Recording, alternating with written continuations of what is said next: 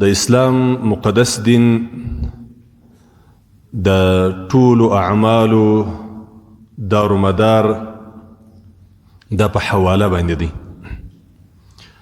یو ډیره مهمه خبره چې زموږ او ستاسې در ژونده پورې تړلې ده او یا زموږ او ستاسې در اسلام در مقدس دین پورې تړلې ده، هغه دا ده چې کله سړی یو خبره کوي په اسلام د اسلام په مقدس دین کې د دې خبرې به خامخا حواله موجودی. زه یو قصه کوم. زه به یو اسانه مثال ووایم، بیا به نو کېدلی چې ستاسې په ډېرو شیانو سره خلاص. ما یو وخت په بیان کې پر دې خبره باندې رد کړی و چې ډېر خلک چې دي د الله تبارک وتعالی په اولیاو پسې درواغ وایي. نو په دې د درواغو په سلسله کې زموږ ته په زمانه کې هم دا شیان اوس هم شته، اوس هم خلک وایي، اوس هم پر منبر خلک وایي د شیخ الحدیث په نامه باندې، د مفتی په نامه باندې، د اخوندزاده صاحب او د پیر صاحب او د خلیفه صاحب په نامه باندې پر منبر ناست وي درواغ وایي. دا درواغ څو قسمه دي. رسول الله صلی الله علیه وسلم وایي د انسان دپاره بس دا درواغ کافي دي چې هر څه یې واورېدل هغه وایي. دا د الله د رسول صلی الله علیه وسلم قول دی چې تا څه واورېدل، تحقیق دې نه وکړي، پوښتنه دې نه وکړل، بس تا هم دا خبره در غوږ ونیول، بس مخ ته دې شیر کړل، خلکو ته دې ورسول، بس تا دپاره دا کذب ستا دپاره بس کافي دی. نور درواغ که ته وایې که نه وایې دا بس، ځکه دا ټولې خبرې خو نه یې رښتیا. نو زموږ او ستاسې په زمانه کې هم د الله په اولیاء کرامو پسې چې له مخني تېر شوي 100 کاله د مخه، 200 کاله له مخه، نو ډېرې خبرې ورپسې مشهوره دي، خو لیکن دا من حیث تاریخ دا شان محفوظ نه دي، یعنی تاریخ نه لري، نفس الامر نه لري، حقیقت نه لري. نو په هغو شیانو کې یو شی دا دی د شیخ قلندر رحمت الله تعالی علیه پسې دا مشهوره ده چې دی د کراچي سمندر ښیي، وایي دی به دا سمندر ته د سمندر به ډېرې غټ غټ څپې وهلې او ډېر بد غږ به یې کوي.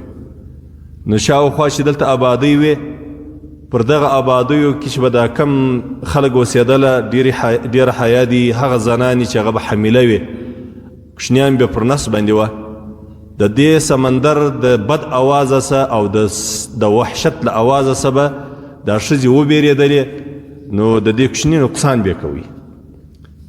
هغه حمل به در خپله وخته نه ورسوي، در هغه له مخه به نقصان کوي. نو خلک راله و شیخ قلندر رحمت الله تعالی علیه ته یې وویل چې حضرت قلندر صاحب مبارکه دا سمندر داسې بده ورځ جوړه کړې ده، هر وخت په میاشتو باندې بدې څپې وي او ډېر سخت بد اوازونه ځینې راولاړېږي. نو شاوخوا چې کم مسلمانان ورته پراته دي یا عام خلک ورته پراته دي، د دې د وحشتو د دې بدو څپو د دې اوازو سه د ښځې حیا دي نقصان د حمل کوي. وایي دی ورته رالی کچکول ورسره و او سمندر ته ودرېدی، وایي که ته سمندر یې نو زه قلندر یم، ته ولې دا کارونه کوي، د بې ځایه څپې وایې او دا غږ د سره ولاړېږي، نو زما او ستا غیرت به نن سره معلوم سي، زما او ستا زور به نن سره معلوم سي، ونیسه دا ګز دا میدان دا زما کچکول راډک. نو د سمندر اوبه پر کچکول راتوی سوې دا دې ورور سمندر ګرده وچ. سمندر چې ټوله په کچکول کې ولوېدی، نو حضرت قلندر رحمت الله تعالی علیه ورته وویل اوس نو څنګه سوې؟ دا سمندر نو دا تقریبا در یورپ رسېدلی، در عربو در یورپ تقریبا پر ټوله دنیا احاطه ده د سمندر. ټوله سمندر وچ سو او دونه لویه عظیمه واقعه پیښه سول. جاهلان د سیپیانو جاهلانو ته زه دا وایم، ډېر رد په دې زما پر دې خبرو باندې هغه کوي. د سیپیانو جاهلانو ته زه دا وایم چې کرامت د اولیاو حق دی، خو لږ خو خدای پاک عقل هم در کړی دی، د ظالم زامنو خو شته ته خلک هر څه ووایي هغه ورسره مني. که ته ته یو چا داسې وویل ډېره بېادبي دې معافي چې یو نیک سړی و داسې اسمان ته اشاره وکړل، ګوته یې راده کړه، لس خره له اسمانه راولوېدل، ته یې دا هم کرامت بولي. چې اوس شیخ قلندر رحمت الله تعالی علیه خو یقیني د الله جل جلاله زموږ د اورېدل سوو خبرو سره له تاریخ دا ثابت ده چې دی ولی انسان دی. ښه اوس د شیخ قلندر رحمت الله تعالی علیه چې دا کرامت صادر سو نو دا یو څو 14 قسمه خولۍ چې پر سر یې او دا کچکولنې چې په غاړه کې اچولي دغو ملنګانو ولیدي که دا ګرد دنیا ولیدل.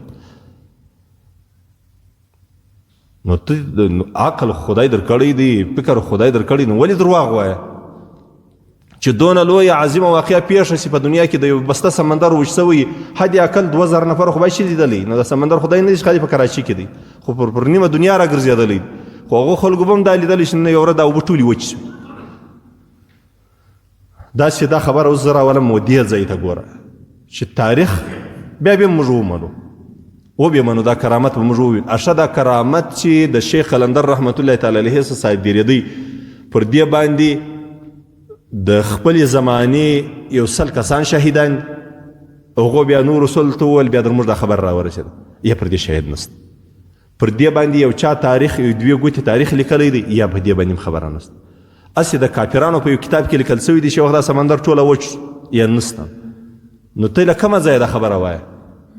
نو خو د رسول الله صلی الله علیه وسلم د حدیث مصداق ته وګرځېدلی چې وادي اورېدل بس ودې ویل شعر دې کړی او رسول الله صلی الله علیه وسلم د انسان دغه درواغ بس دی.